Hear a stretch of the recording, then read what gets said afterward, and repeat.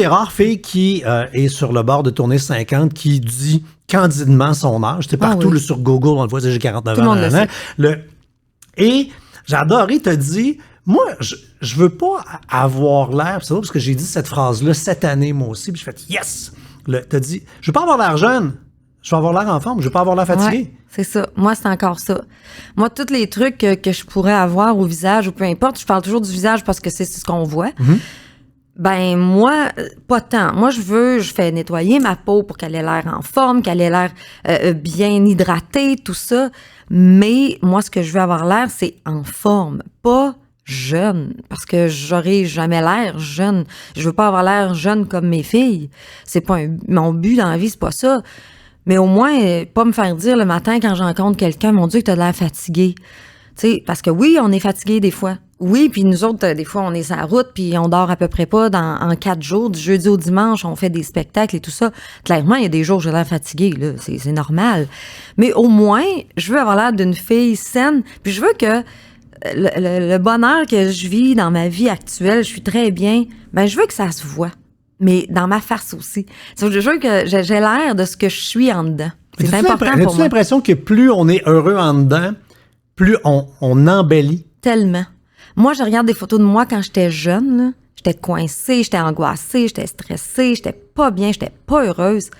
J'ai une face pas heureuse. Mm-hmm. Puis, on regardait des photos l'autre fois. On était dehors après un souper chez nous, puis mes filles fouinaient sur le téléphone. Ils sortaient des photos de moi, ils allaient fouiller dans mes photos.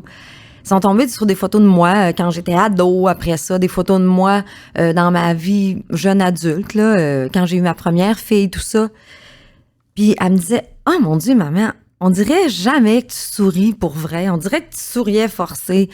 T'avais les yeux tout le temps, là, tu sais, le regard un peu sévère.